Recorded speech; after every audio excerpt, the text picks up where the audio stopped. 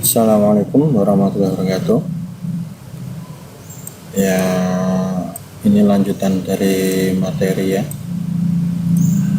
Di sekedar info ya. Kemarin ujian dan alhamdulillah ya, rata-rata dapat nilai bagus ya. Tapi ada beberapa itu yang memang menurut saya itu kesalahannya fatal ya. Jadi contohnya itu saya kemarin memberikan contoh suatu program itu kan menggunakan stdio.h tapi ada beberapa mahasiswa itu yang memberikan jawaban itu menggunakan fungsi atau header EOStream ya. Jadi bagi yang merasa menggunakan header EOStream ya, itu berarti jawaban Anda saya anggap salah, walaupun kalau di running itu sebenarnya benar, tapi saya anggap salah karena tidak sesuai dengan yang saya ajarkan. Mungkin itu aja informasinya. Nanti kalau mau lihat nilai bisa lewat sistem ya kalau nggak salah UTS ini, atau kurang tahu juga saya, kalau memang tidak bisa dilihat dulu nilai UTS-nya berarti sampai nunggu sampai nilai akhir UAS baru bisa dilihat nilainya. Oke, langsung saja ya kita masuk ke pokok bahasan selanjutnya, yaitu tentang operasi seleksi. Nah, pokok bahasan kita itu yang pertama itu ada mengenal struktur seleksi pada C ya. Dan juga yang kedua itu ada seleksi sederhana. Yang ketiga ada seleksi dengan kondisi majmuk, dan yang keempat itu adalah seleksi bersarang. Kita lanjut. Oke. Mengenal struktur seleksi C atau C++ ya. Pada sebelumnya kita telah mempelajari ya bentuk seleksi dalam bentuk algoritma. Jadi kalau ada yang lupa itu bentuk algoritmanya itu yang model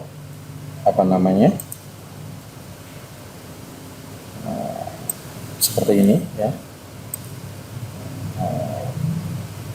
Nah, ada bentuk seperti ini ya. Cara algoritmanya juga, dan juga ini bentuk flowchartnya ya. Biasanya di sini ada seperti ini. Di sini iya, di sini bisa juga tidak, atau dikembalikan ini kondisi ya kan. Kemarin kita sudah belajar ini ya.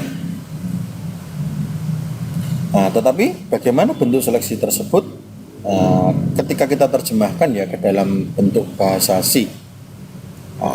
Terkait struktur seleksi terdapat dua buah pernyataan, yaitu if dan juga switch. Jadi untuk struktur seleksinya itu ada dua ini, ada if dan juga switch ya, yang biasa kita gunakan dalam suatu program. Kita lanjut saja. Nah ini ya, pedoman pengonversian bentuk ya, pseudocode ya, jika akhir jika ke dalam pernyataan C. Nah ini, jika kondisi benar maka pernyataan 1, atau sebaliknya itu pernyataan 2 akhir jika. Nah, ini kalau kita terjemahkan ke dalam bahasa pemrogramannya atau menggunakan bahasa C ya, itu if kondisi tertentu ya, itu nanti masuk ke pernyataan 1, else itu masuk ke pernyataan 2. Nah, jika kondisi benar ya kan, maka pernyataannya akhir jika. Jadi jika kondisi ya, ini pernyataannya. Oke, format if ya, format if itu harus ada tanda kurungnya. Jadi ya, kondisi if ya harus ditulis dengan tanda kurung. Jadi setelah sampai nulis if ini harus dibarengi dengan tanda kurung. Lanjut ya. C dan C++ ya mendukung pernyataan yang setara dengan bentuk cocok akhir cocok. Jadi kalau ini tadi itu jika ya, ini sebenarnya sama aja ya. yang satu menggunakan if, yang satu menggunakan switch. Jadi sama saja sebenarnya, cuma yang bedanya adalah modelnya saja. Oke, kalau kita menggunakan switch ya, cocok nilai dengan nilai 1, maka pernyataan 11, pernyataan 12. Jika cocok dengan nilai 2, maka bla bla bla ini. Jika cocok dengan 3, maka bla bla bla, dan seterusnya. Jika tidak ada yang cocok, nanti mungkin ada tambahan program lagi dan yang lain. Nah, kalau kita konversikan ke dalam bahasa C ya, jadinya seperti ini. Switch ya, switch ini kondisi atau nilai ya. Kemudian case ini berdasarkan nilai. Jadi ketika switch ini nilainya parameternya 1, berarti nanti di sini bisa sampai kasih nilai case 1, case 2, case 3, case 4 dan seterusnya. Nah, kalau di case itu ada formatnya seperti ini. Jadi case ya, case nilai 1, pernyataan 11, pernyataan 12, kemudian ada break. Kemudian lanjut lagi case 2, pernyataan selanjutnya, dan yang terakhir itu default, pernyataan N1 atau pernyataan N2, kemudian break. Pernyataan break digunakan agar eksekusi dilanjutkan ya, pernyataan sesudah switch. Default bersifat opsional ya, kalau default itu memang sebenarnya opsional, bisa ada bisa juga tidak ya. Bagian ini dijalankan kalau tidak ada satupun case yang cocok dengan nilai switch. Nah, contohnya kalau sampean itu switchnya itu ada 1, 2, 3 ya, berarti kan cuma 3, ada nilai 1, nilai 2 dan juga nilai 3. Kemudian sampean di sini masukkan nilai 4, berarti nanti dia otomatis masuk ke default karena dia tidak ada di sini. Nah, seperti itu. Cukup mudah ini Mas. Oke, kita lanjut ya. Oke. Kita masuk ke seleksi sederhana. Pada seleksi sederhana ya, ada beberapa contoh seleksi baik dalam bentuk algoritma maupun bentuk program. Menentukan bilangan genap atau ganjil, ini sebagai contohnya saja ya. Jadi sebuah bilangan dinyatakan genap jika bilangan tersebut habis dibagi dengan 2. Jika tidak habis dibagi dengan 2, maka bilangan tersebut dianggap sebagai bilangan ganjil. Algoritmanya yang pertama itu ya, memasukkan bilangan ya. Kemudian jika sisa pembagian bilangan 2 sama dengan 0, maka tampilkan bilangan genap. Sebaliknya, tampilkan bilangan ganjil. Karena apa? Karena nilai bilangan yang kita masukkan itu tidak habis dibagi 2. Oke, kalau di sini kan ada contoh programnya ini ya. Jadi ada stdio, ada main, bilangan, masukkan bilangan, kemudian scan F bilangan, if bilangan tidak sama dengan 2 ya kan, dan F bilangan sama dengan 2, maka bilangan genap, else atau selain itu ya, else itu bisa diartikan dengan selain itu bilangan itu ganjil. Oke, kita coba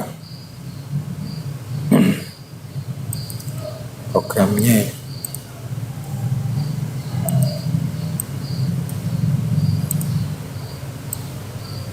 Aplikasinya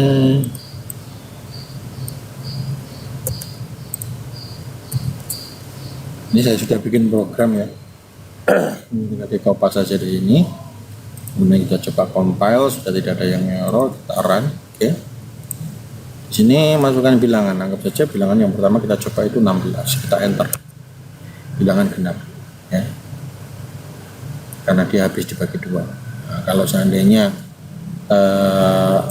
bilangannya itu tidak habis dibagi 2, contohnya itu 15 ya, itu berarti bilangan ini adalah bilangan ganjil.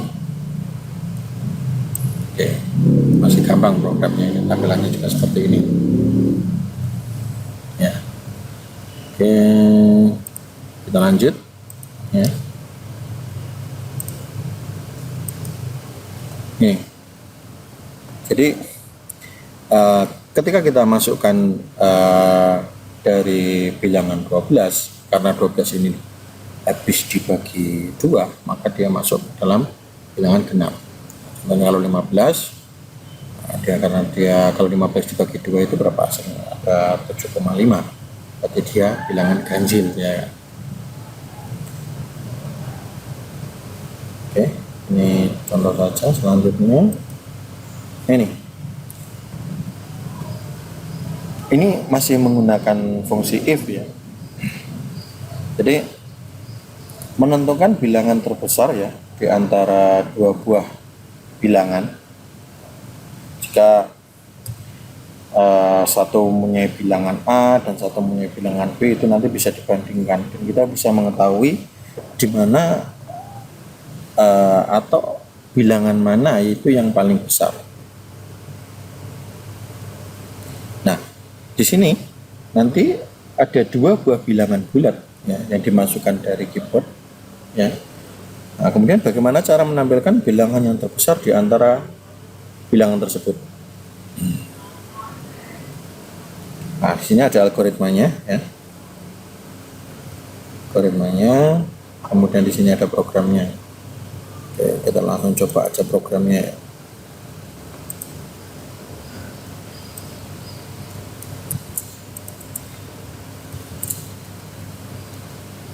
Oke.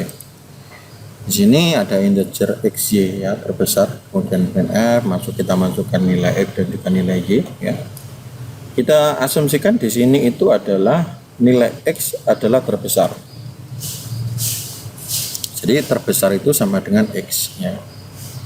Nah, jika terbesar kurang dari y, maka terbesar adalah y. Benar tidak? Jadi contohnya kalau seandainya nilai x ini adalah 12 dan y ini adalah 20, atau yang ini aja sesuai dengan contoh ini ya. Jika nilai x itu adalah 34 dan jika y itu adalah 23, maka nilai x itu lebih besar daripada y.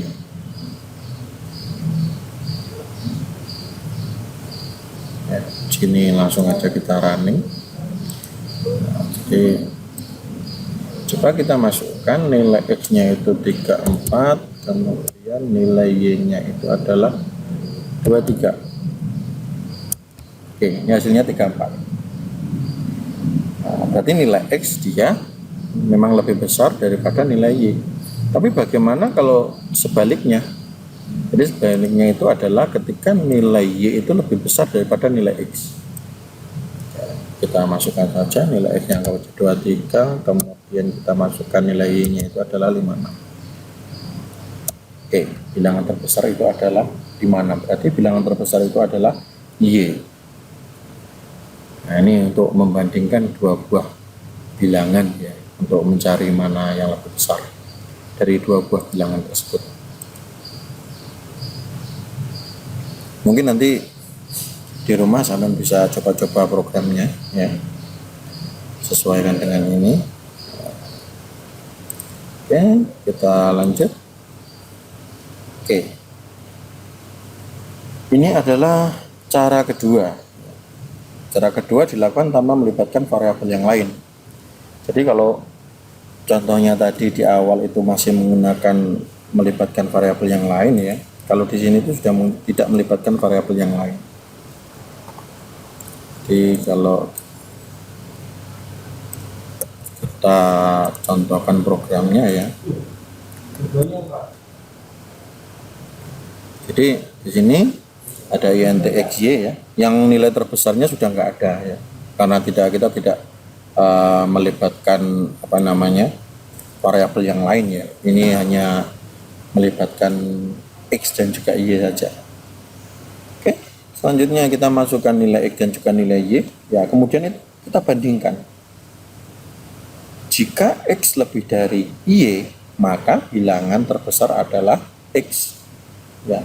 Persen D itu untuk menampilkan nilai variabel x ya, karena dia menggunakan tipe integer, maka kita menggunakan persen D atau persen I ya.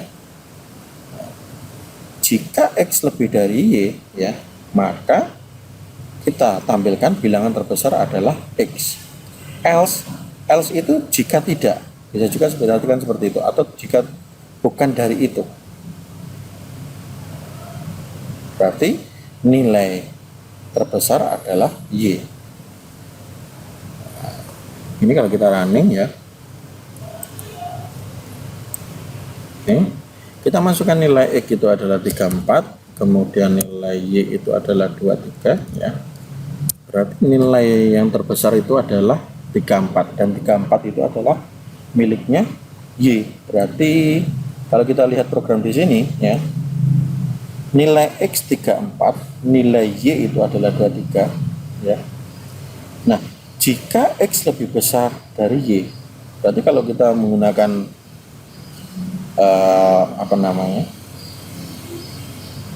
fungsi dari flowchart itu bisa kita tuliskan seperti ini. Jadi di sini ada bentuk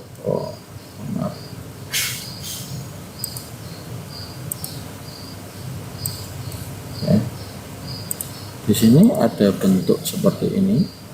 Saya tulis di sini aja ya. Di sini ada iya dan juga ada tidak. Nah, di sini adalah input dari X dan juga Y. Di sini ini masuk dari sini jika iya. Oke, ini jika tidak dia masuknya ke sini, masuk ke L sini ya.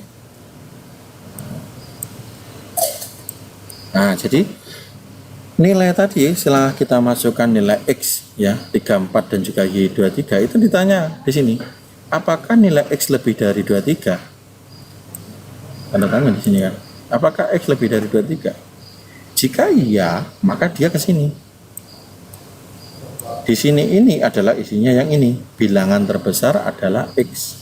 Kalau kita coba programnya tadi ya, berarti benar. Nilai X adalah yang lebih besar, ya kan? Dia masuknya ke sini. Jika tidak berarti kita harus coba programnya lagi. Jika tidak berarti kita memberikan nilai Y itu lebih besar dari X. Oke, kita masukkan nilai Y lebih besar. Nah, nilai Y itu akan menjadi lebih besar. Jadi kalau saya jelaskan di sini ya, kita masukkan nilai X dan juga nilai Y ya. Kemudian di sini ditanya apakah X lebih besar daripada Y. Untuk saat ini posisinya X adalah lebih kecil daripada Y. Berarti di sini dia jawabannya tidak. Ketika tidak, dia masuk ke bawah ini. Berarti bilangan yang terbesar adalah Y. Kalau di programnya, nah dia nanti masuknya ke sini. Seperti itu. Oke. Gampang ini Mas Yan. Oke, kita lanjut saja. Oke.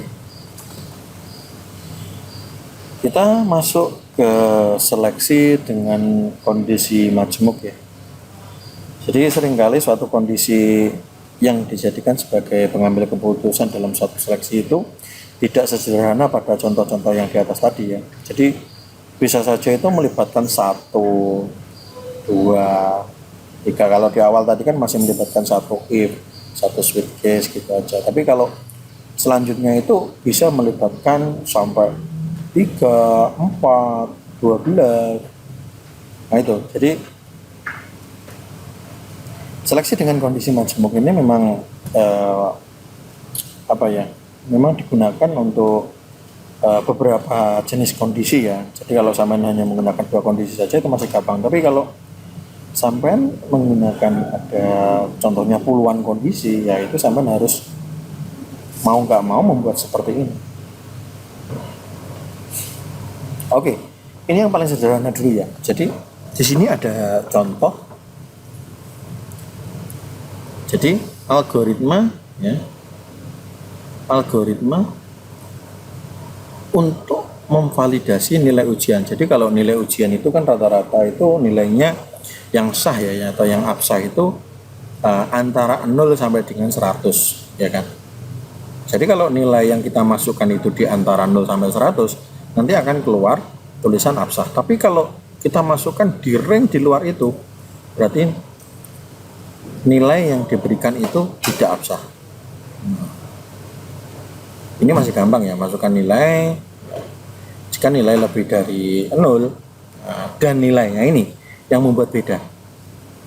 Jadi kalau kita lihat di sini ya, di sini dia hanya menggunakan satu buah parameter saja ya. Kalau di sini ini sudah menggunakan 2. Biar lebih jelasnya kita lanjut aja ya. Nah ini kita lihat ya, di sini kita diminta untuk memasukkan nilai ya. Nah, dengan nilai itu 0 sampai dengan 100. Kalau yang tadi itu jika X lebih dari Y, nah, maka tertentu. Tapi ini ada dua buah kondisi yang harus dipenuhi. Jadi kalau kita coba programnya ya,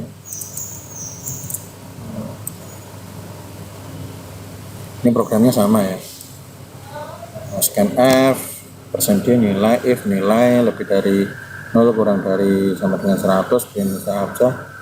Nah ini sama. Oke, sedikit akan saya jelaskan ya. Jadi di sini yang pertama kita lakukan adalah memasukkan nilai. Nah, nilai yang sudah ditetapkan di sistem ini adalah 0 sampai 100. Jadi seperti ini, jika sampai memasukkan nilai itu lebih dari 0 ya, dan berarti ada dua parameter yang harus ditepati. Jadi lebih dari sama dengan ini atau kurang dari sama dengan ini. Jadi kalau tadi cuma satu, ini dengan menggunakan dua buah parameter ya. Jadi nilai lebih dari 10 0 dan nilai kurang dari 100 berarti jika nilai lebih dari 0 dan kurang dari, ya seperti itu. Makanya ini menggunakan double dan. Berarti nilainya itu antara 0 sampai 100 yang dikehendaki. Jika nilai 0 sampai 100 yang dikehendaki, nanti dia akan masuk ke absah. Jika nilainya di luar dari ini, maka nilainya tidak absah atau tidak sah. Ya, oke. Kita langsung coba aja. Kita running programnya ya. Kita masukkan nilai 76. Oh, ini kebanyakan, maaf. 76. Oke, nilai absah. Karena apa? Karena nilai 76 itu masih masuk di antara ring lebih dari sama dengan 10 dan juga kurang dari sama dengan 100. Masih di dalam ring itu. Nah, kalau masih di dalam ring itu, nah ini masih absah. Tapi bagaimana kalau nilai tersebut di luar ring ini? Nah, contohnya saya salah memasukkan ya, nilainya itu sampai ratusan lah, misalnya 123. Ini kan berarti nilai yang saya masukkan sudah melewati dari ketentuan ini. Jadi dia memang lebih dari sama dengan 0. Memang 123 itu lebih dari sama dengan 0. Tapi dia tidak kurang dari sama dengan 100 karena dia apa? Dia lebih dari sama dengan 100. Berarti dia tidak masuk ke sini dan dia langsung masuknya tidak absah. Karena dia berada di luar area yang telah ditetapkan. Oke. Kita coba. Nah, nilai tidak absah.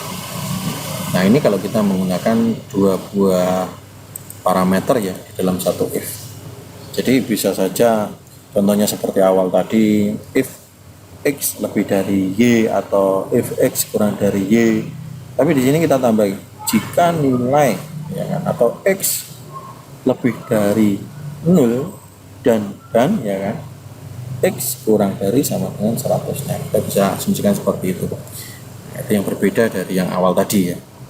Ini bisa saja ya, ini bisa 1 atau bisa 2, bisa 3, bisa 4, bisa 5 ya, tergantung kebutuhan nyaring ini.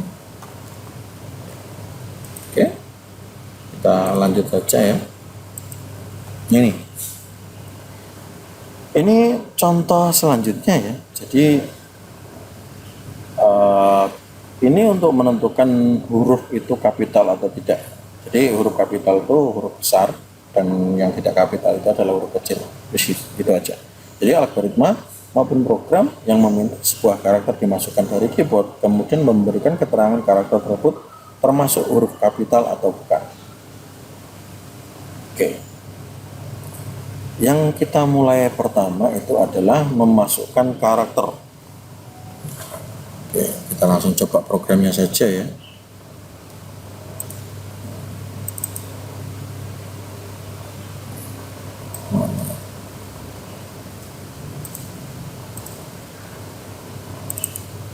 Oke, langsung kita coba saja modulnya. Di sini ada programnya. Saya pastikan saja ini programnya sama persis ya. Ini studio ya, main ada cara karakter. Kita menggunakan karakter ya memang. Makanya karakter A dan juga karakter Z sampai dengan Z ya. Masukkan sebuah karakter ya. Nah, karena dia menggunakan tipe data char maka di sini harus menggunakan %J ya. Nah, if karakter lebih dari sama dengan dalam tanda kutip, jadi kalau sampai berikan single kutip seperti ini bukan double ya, tanda petik atas satu ini dia adalah jadi karakter. Nah, lebih dari sama dengan A dan karakter kurang dari Z maka termasuk huruf kapital. Jadi nanti kalau kita masukkan huruf A nya itu besar, B besar itu nanti masuk huruf kapital. Tapi jika tidak, dia langsung masuk ke bawahnya, yaitu bukan huruf kapital. Oke, kita coba running saja. Oke, contohnya kita masukkan huruf F besar. Nah, F termasuk huruf kapital. Karena kita masukkannya F besar, tapi kalau kita menggunakan F-nya itu kecil, apakah dia masuk huruf kapital? F bukan huruf kapital. Nah, sebenarnya seperti itu aja. Ini contohnya sama sepertinya tadi, cuma ini lebih ke karakternya saja ya. Kalau kita mencoba di sini kita masukkan nilai karakternya G besar, maka termasuk huruf kapital. Jika kita memasukkan nilainya itu atau hurufnya itu G kecil, maka G bukan kecil itu bukan huruf kapital. Kita lanjut aja, gampang ini maksudnya. Oke. Nah, ini yang agak butuh pemahaman lebih lagi ya daripada yang tadi ya, yaitu seleksi bersarang. Jadi ada beberapa tingkatan dari seleksi tersebut ya. Jadi kalau di awal-awal tadi masih gampang untuk seleksinya ya, sekarang itu seleksi bersarang. Jadi nanti ada beberapa if, jadi ada beberapa switch juga. Jadi ada bertumpuk untuk if dan switchnya. Oke. Dalam berbagai persoalan ya, seringkali suatu bentuk seleksi bertingkat diperlukan. Oke, bentuk inilah yang dinamakan sebagai bentuk seleksi bersarang.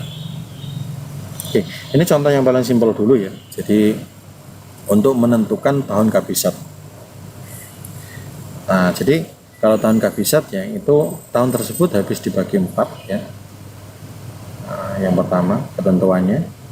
Nah, yang kedua adalah jika habis dibagi 100, maka tahun tersebut harus habis dibagi 100. Nah, ini sebagai algoritmanya saja. Nah, saya lanjut aja ya. Nah, ini contoh programnya ya.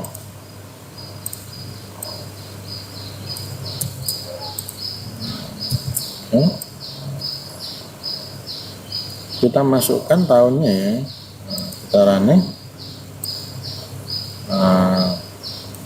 Oke, tahun ini 2020 itu harusnya tahun kabisat, harusnya, tapi kita lihat apakah program ini benar atau tidak. Oke, 2020 itu adalah tahun kabisat. Bagaimana kalau tahun sebelum 2020, 2019 lah kita coba ya, apakah dia tahun kabisat juga? Harusnya tidak. Bukan tahun kabisat.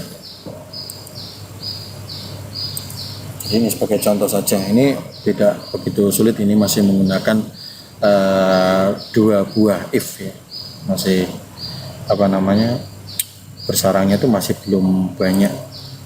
Oke ya, kita lanjut. Nah ini sudah ada beberapa tumpuk ini, atau jadi 1, 2, 3, ini sudah 3. Kalau tadi 2 ya, sekarang ini sudah 3. Nah jadi ini untuk menentukan predikat kelulusan. Jadi kalau IP ya, IP itu kan indeks prestasi ya. Jadi mahasiswa nanti untuk lulusnya itu mendapatkan predikat sebagai berikut. Jadi kalau IP mahasiswa itu lebih dari 2 dan kurang dari 2,75 itu mendapatkan predikat M, atau dalam tanda kurung ya di sini memuaskan. Kalau 2,75 sampai 3,5 itu SM atau sangat memuaskan, dan lebih dari 3,5 ya, anggap saja 3,51 atau 52 gitu aja, itu sampai sudah mendapatkan predikat dengan ujian. Di situ ada contoh programnya ya. Nah, kita lihat di sini ya. Di sini ada beberapa seleksi bersarang ya. Jadi ada 1, 2, 3. Ya. Di dalam if yang pertama itu adalah untuk memasukkan predikat memuaskan. Jadi kita lihat ini ya. Untuk memuaskan itu berarti IP-nya harus lebih dari 2 dan kurang dari 275. Oke. Jika nilai yang IP yang kita masukkan di antara ring ini ya, berarti nanti pilihannya adalah memuaskan. Nah, jika IP yang kita masukkan itu lebih dari 2,75 dan kurang dari 3,5 ya, berarti dia masuk ke SM atau sangat memuaskan. Oke, jika IP yang kita masukkan itu lebih dari 51 dan kurang dari 4 ya, itu berarti kita mendapatkan predikat dengan ujian. Tapi kalau kita memasukkan suatu nilai yang tidak berada di area ini, contohnya kalau kita lihat di sini ya, nilai terkecil itu adalah 2 ya, dan nilai terbesar itu adalah 4. Berarti nilainya itu cuma ada 2 sampai 4. Berarti tidak bawah 2 itu tidak valid lah ya. Dan di atas 4 juga itu tidak valid. Oke, kita coba running saja ya. Ini kalau seandainya kita masukkan IP kita 2,52, berarti memuaskan karena dia masuk ke ring yang pertama ya, 2,00 sampai 2,75. Bagaimana kalau IP kita itu 3? Berarti sangat memuaskan. Karena apa? Dia masuk ke ring 2,75 sampai dengan 3,50. Bagaimana kalau kita masuk ke predikat dengan ujian?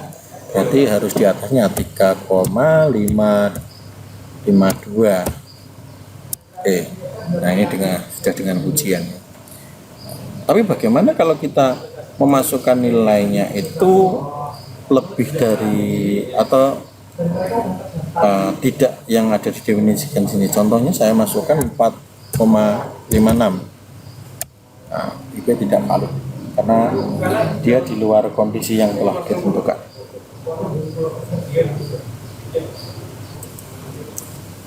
Oke, ya. Saya berharap sampai paham ya sampai sini ya. Soalnya masih ada 3 contoh lagi ya. 3 contoh lagi. Dan semuanya hampir sama seperti ini sebenarnya ya. Cukup gampang Mas Yan. Oke ya, kita lanjut ke contoh selanjutnya.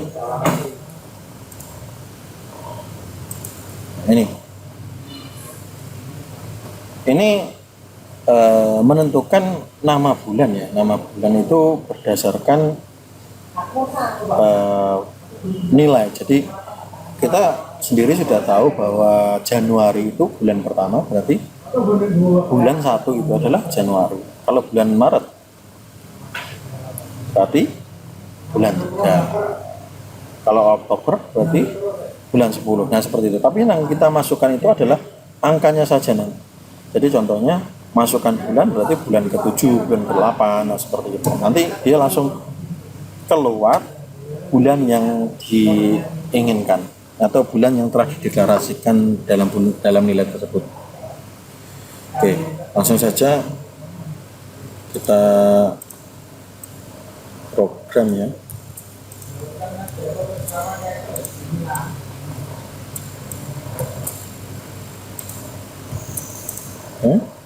Jadi programnya seperti ini ya. If kode bulan ya, kode bulan ini yang nanti kita masukkan ya. Nah, saya dulu.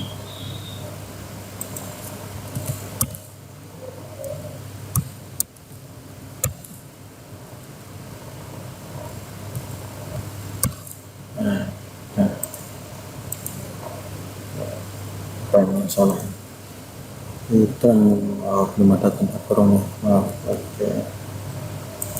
Oke ya.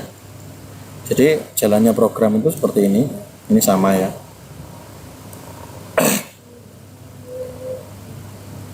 Integer kode bulan ya, jadi kita masukkan nilainya saja, jadi ada bulan 1, 2, 3 dan selanjutnya sampai 12. If kode bulan sama dengan 1 itu adalah bulan Januari ya. Dan selanjutnya sampai bulan 12 itu adalah bulan Desember.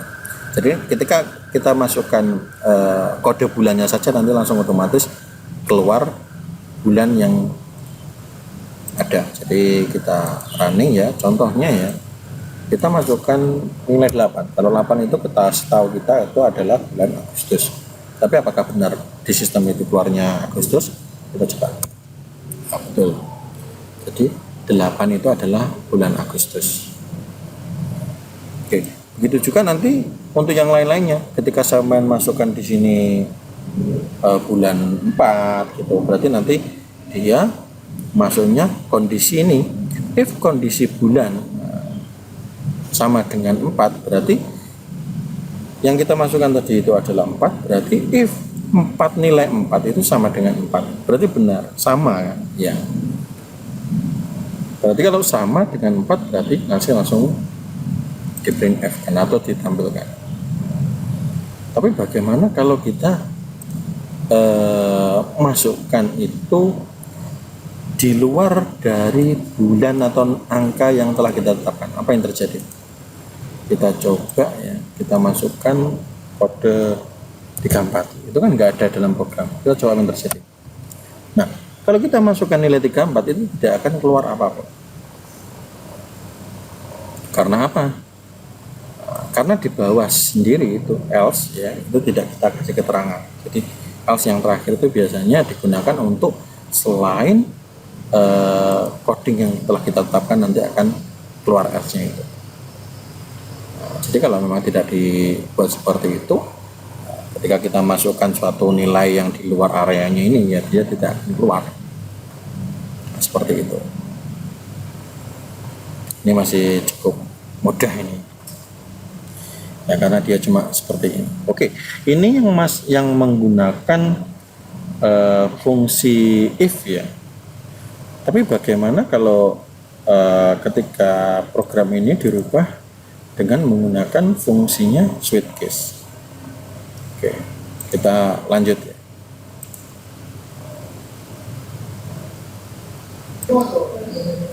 Nah, ini masih ini. Nah, ini menentukan nama bulan berdasarkan angka, tapi kita menggunakan switch ya, atau switch case ya. Nah, bedanya di sini. Case 1, case 2, case 3. Oh, ini case 4 ya. Case 4-nya di sini, mohon maaf. Di sini ada case 5, case 6, case 7, case 8, case 9, case 10, case 11, case 12. Jadi kalau yang tadi itu if ya, if ini ya, if. Nah, sekarang ini if-nya kita rubah menjadi switch case. Kita langsung coba aja programnya.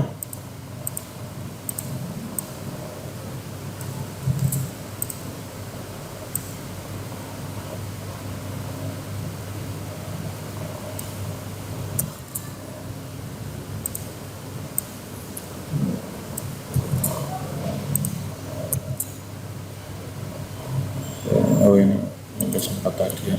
Karena ini, nah di sini kita menggunakan case ya. Jadi sebenarnya sama saja seperti if ya. Cuma formatnya saja yang berbeda.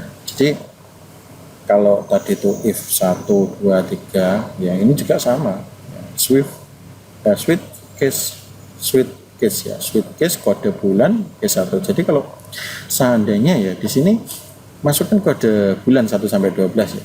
Kode bulannya itu sampai masukkan 3, berarti switch di sini di dalam kode bulan ini dia bernilai 3. Ketika switch ini kode bulannya bernilai 3, maka dia mencari case yang bernilai 3. Nah, jika switch kode bulan bernilai 3 dan juga sama dengan case 3 atau case yang ketiga, nah, maka nanti akan menampilkan ini data yang berada di dalam case tersebut. Nah ini kalau kita running ya, hasilnya sama seperti menggunakan if tadi ya. Cuma penggunaan metodenya saja yang berbeda. Kalau satu menggunakan if, yang satu menggunakan if else, yang satunya menggunakan switch case. Nah ini sama aja sebenarnya, datanya tuh sama seperti tadi, nggak ada bedanya. Yang berbeda cuma ini saja, format switch case-nya ya. Apapun yang kita masukkan ini sama seperti tadi. Contohnya kalau di sini kita masukkan bulan 12, kita running ya, masukkan nilai 12, kita enter, dia juga keluarnya bulan Desember, sama seperti yang dilakukan oleh fungsi if tadi. Tapi ini kita mencoba variasi dengan menggunakan fungsi switch case. Ya, ini gampang, ini sama saja seperti tadi, cuma formatnya harus diingat ya. Kalau sampai menggunakan switch case ya, formatnya itu nggak bisa sampai samakan dengan if tadi ya. Kalau if tadi itu formatnya, nah ini if kode bulan sama dengan 1 ya, print bulan Januari else ya. Kalau di sini sama menggunakan switch case itu berbeda.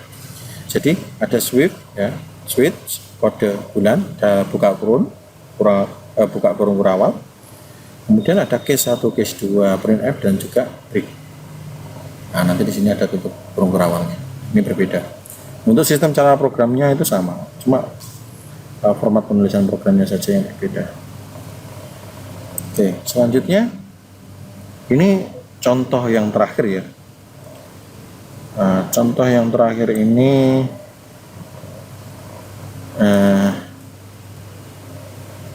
tidak akan saya coba ya, tapi saya minta sampean mencoba program ini ya, dan silahkan masukkan bulan dan hari Anda lahir. Contohnya kalau saya itu kan lahirnya di tanggal 18 bulan 8. Oke, kita cari di sini. Tanggal 18 bulan 8. Ini bulan 4, ini bulan 5, 5, 6, 7. Nah ini. Saya itu lahirnya 18 Agustus, berarti dia masuk ke zodiak Leo. Nah, di sini adalah tanggal ya lebih dari sama dengan 23 dan bulan 7 ya. Berarti sampai tanggalnya lebih dari 23 masih di bulan 7, atau ya ini menggunakan fungsi OR ya. Ini sudah kita pelajari kemarin ya. Atau ya tanggalnya itu kurang dari 22 di bulan 8. Jadi ini bisa kita asumsikan seperti ini aja. Jika tanggal lahir kita itu lebih dari 23 dan lebih dari 23 bulan 7 dan kurang dari 22 bulan 8, maka zodiak Anda adalah Leo. Nah, jadi kalau saya lahir di tanggal 18 Agustus, berarti saya masuk di zodiak Leo. Karena apa? Karena tanggal saya itu berada di kurang dari tanggal 22 bulan 8. Nah, tugas Anda itu sangat gampang sekali ya. Silakan sampean buat program ini ya. Kemudian sampean running ya. Hasil running yang berbentuk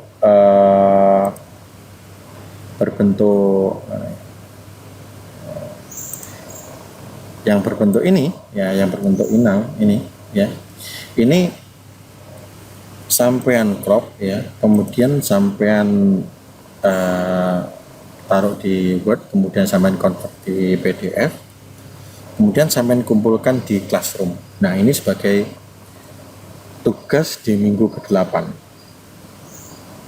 Jadi saya cuma minta sampean mencoba program ini saja.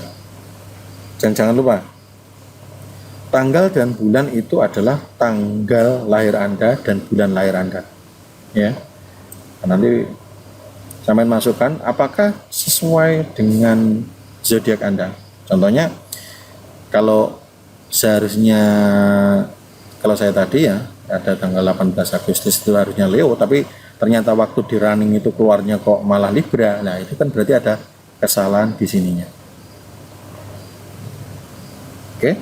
Nah, cukup itu saja ya tugas yang saya berikan di minggu ke-8 ini ya. Kalau sampean mau mengerjakan dengan cepat ya lebih baik ya. Tapi kalau sampean mengerjakannya nanti telat ya selalu ada pengurangan nilai ya. Jadi nilai yang telat mengumpulkan itu tidak akan sama dengan nilai yang bagi mereka yang tepat mengumpulkan tugas. Karena saya menghargai usaha Anda. Nah, ya, tugasnya cukup itu aja. Jadi silakan nanti sampean bikin programnya ini, kemudian sampean running, hasil runningnya itu sampean crop, sampean taruh di Word, ya kemudian sampean convert di PDF. Jangan lupa dikasih nama dan NPM, dan di sini yang dimasukkan adalah tanggal dan bulan lahir Anda. Oke. Mungkin cukup ya untuk pertemuan minggu ke-8 ini ya. Saya rasa sudah lumayan lah materinya, walaupun sebenarnya ini masih kalau saya mau masih ada beberapa contoh lagi yang saya lampirkan, tapi saya rasa jangan banyak-banyak dulu ya, takut membebani sampean dalam belajar ya, jadi sedikit-sedikit saja dulu. Oke, kalau memang tidak ada yang dibingungkan ya, saya harap sampean paham tentang materi ini, dan saya akhiri. Wassalamualaikum warahmatullahi wabarakatuh.